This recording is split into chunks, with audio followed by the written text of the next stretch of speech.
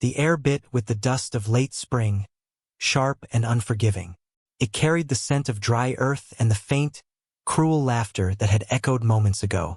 Alara sat rigid in the battered wagon seat, the coarse wool of the blanket scratching against her heavy frame.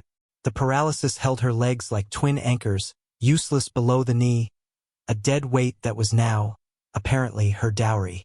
They had dressed her in ill-fitting calico, tight across her chest, and presented her like some grotesque prize to this man. He stood beside the wagon, tall and lean against the wide, indifferent sky. A cowboy. They called him Cade. He was silence shaped into a man. His face weathered into a roadmap of hardship and solitude. His eyes, when they met hers briefly, were the color of stone, revealing nothing of the jest he had just become the center of. A paralyzed woman, ample in flesh where others were spare from hunger, given as a wife to a man known for his solitary, self-sufficient life on the unforgiving edge of the territory. A joke orchestrated by men with too much land and too little conscience, wagering on his reaction, her humiliation. Despair was a physical weight atop the one she already carried. It pressed the air from her lungs, leaving her gasping inwardly. She was a burden, a spectacle, a woman stripped bare of dignity and presented as a mockery. Her paralysis was a brand in a world that demanded ceaseless, vigorous effort. Her size was a deviation in a place where leanness meant survival. She was everything this harsh land, and the men who carved a life from it, would instinctively reject. And yet, here she was, tied by cruel intent to this stranger. He hadn't laughed. That was the first, bewildering thing. The others had roared, slapping knees, their faces red with the humor of their own devising. Cade had merely looked at her, then at them, a long, level gaze that seemed to absorb the cruelty without reflecting it. Then he had nodded, curt and final, and led his horse to the wagon. He was hitching it now, his movements efficient, devoid of wasted effort or visible emotion. Fear, cold and sharp, pierced through the despair. What would he do with her? Leave her somewhere? Take her to his isolated claim, and what? She couldn't work the land. She couldn't keep a home in the way the women of this territory were expected to. Ceaselessly active, drawing water, chopping wood, tending gardens, chasing chickens. She was a mouth to feed, a body that required care she could not provide for herself. The weight of her uselessness was crushing. The sun beat down, relentless, on the dusty road that stretched ahead, leading only towards the unknown, towards a life she was certain would be one of quiet abandonment or outright cruelty. Her eyes burned, but she refused to let the tears fall. Not here, not now, not in front of him. Let him see only the shell, not the shattered woman within. The wagon groaned as he finished hitching. He climbed onto the driver's seat beside her, the space between them a chasm filled with unspoken words and the vast, indifferent landscape. He picked up the reins, his hands strong and scarred. He didn't look at her. He didn't say a word. He just clicked his tongue at the horse, and they started moving, leaving the sound of fading, cruel laughter behind, heading into the west, into the silence. The silence was as vast as the plains they traversed. Days blurred into a rhythm of jolting movement, the creak of the wagon, the endless horizon. Cade spoke only when necessary, brief instructions to the horse, or a quiet word about the weather. He never spoke to her. He didn't help her in or out of the wagon. She managed herself, awkward and slow, clinging to the side, dragging her unresponsive legs. He simply waited, or watched from a distance, his stone eyes giving away nothing. He made camp efficiently each night, building a small fire, cooking meager meals of beans or salt pork.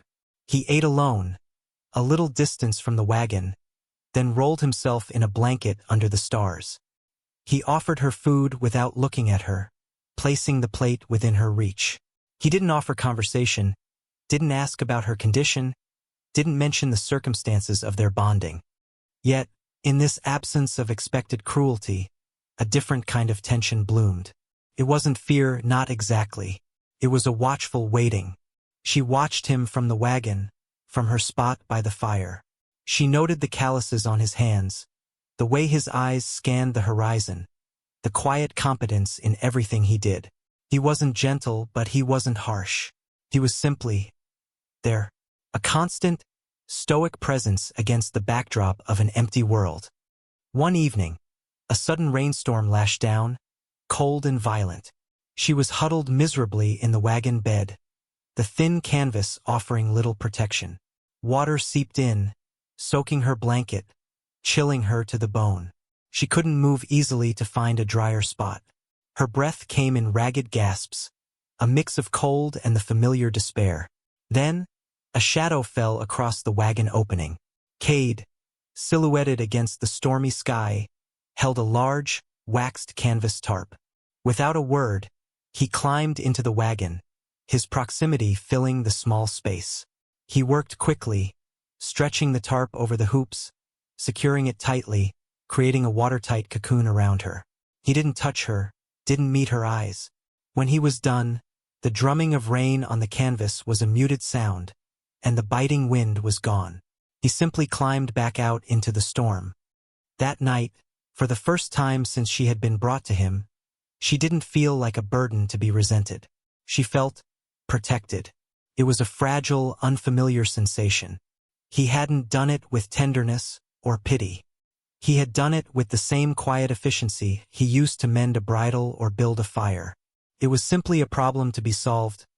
She was getting wet, and he had the means to stop it. The journey continued, the landscape shifting subtly from flat plains to rolling hills, the air growing cooler as they gained altitude. They were heading towards mountains, towards his claim, she supposed. Her body ached constantly from the confinement and the jolting ride, but her spirit, slowly, tentatively, began to unfurl from its tight bud of fear. She started small acts of defiance against her situation and her own despair. Using a stick, she learned to maneuver small objects within her reach in the wagon. She practiced shifting her weight, finding tiny sources of leverage. She couldn't walk, couldn't stand unaided, but she wouldn't be entirely helpless. One morning, finding herself alone while Cade scouted ahead, she managed to shift herself to the edge of the wagon and reach for a tin cup that had rolled just out of reach. It was a small victory, but it felt monumental. When Cade returned, his gaze swept over her, then lingered for a fraction of a second on the cup now clutched in her hand. A flicker, almost imperceptible, crossed his face before settling back into impassivity. It wasn't judgment, not pity. It was something she couldn't name, but it felt, for the first time, like she was seen not just as a problem but as a person capable of effort. The silence between them was still vast, but perhaps, just perhaps, it was no longer empty. They reached his claim as autumn painted the mountainside in fierce oranges and reds. It was a small cabin, sturdy but rough, nestled in a narrow valley, isolated, perfectly suited for a man who preferred solitude, and now a woman who was meant to be hidden away.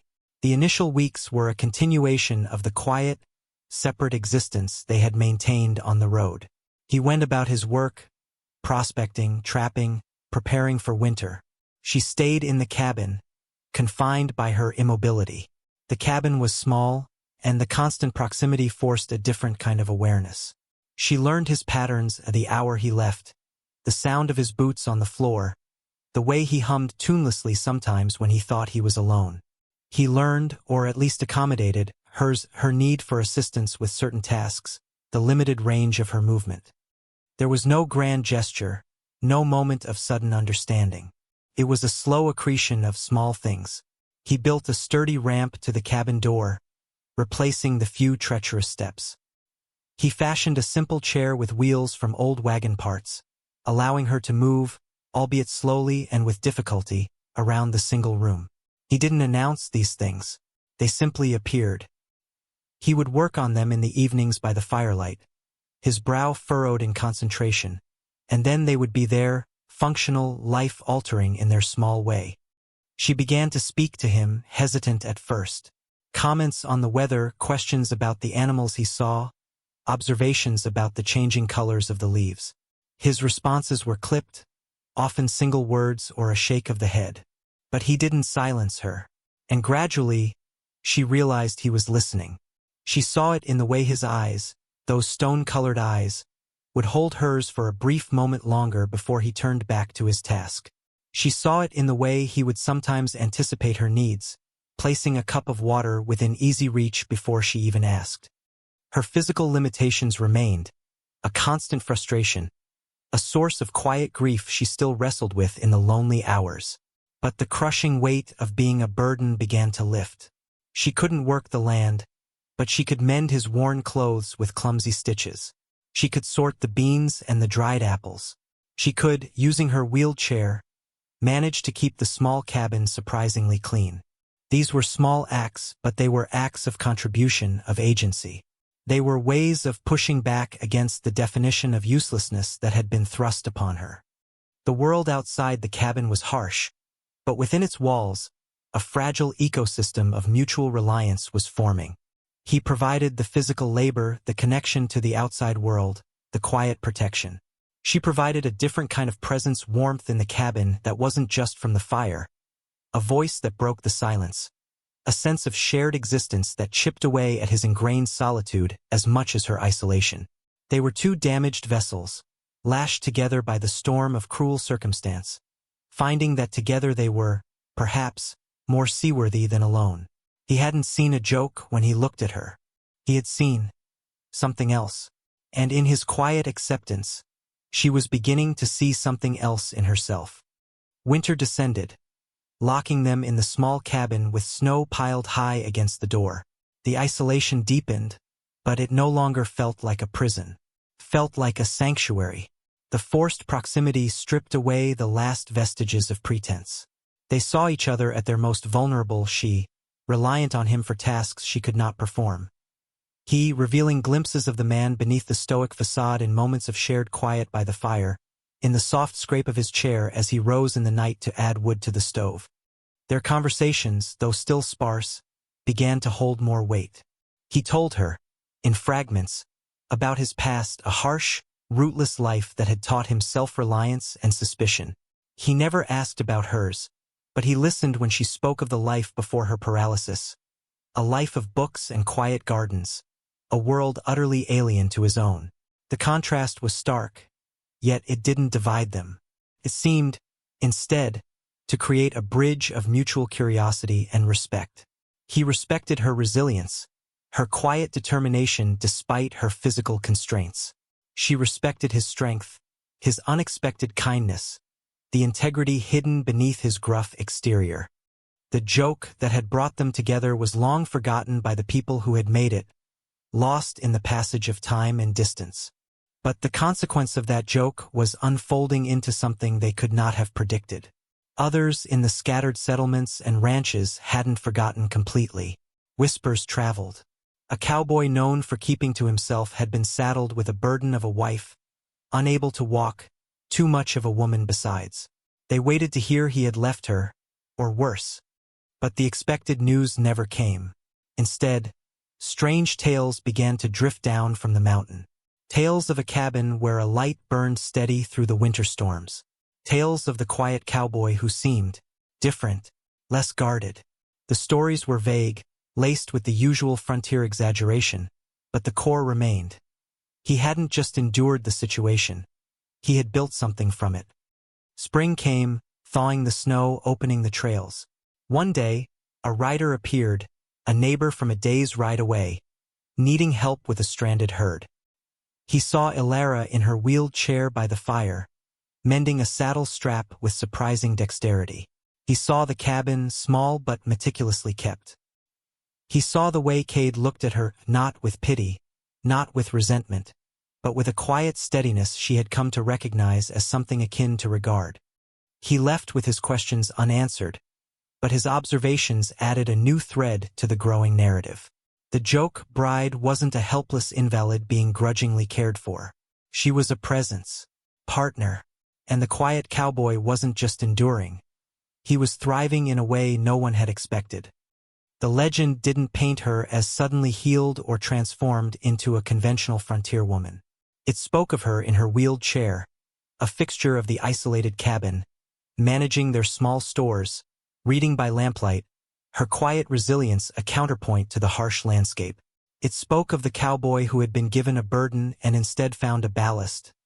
His strength amplified not by solitude, but by partnership.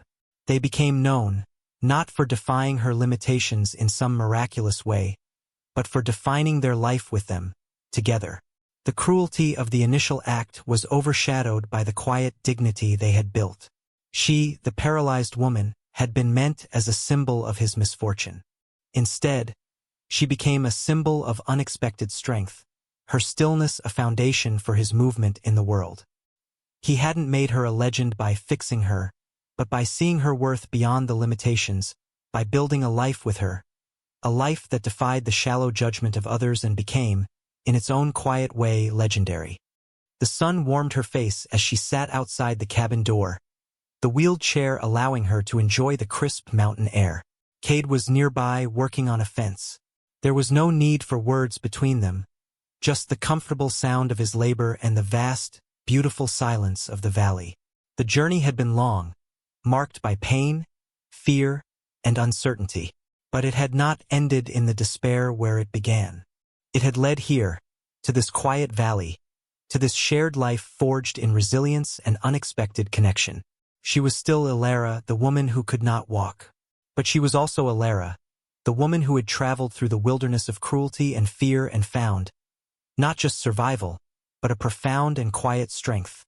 A strength reflected in the steady gaze of the man who had seen her worth when others only saw a joke.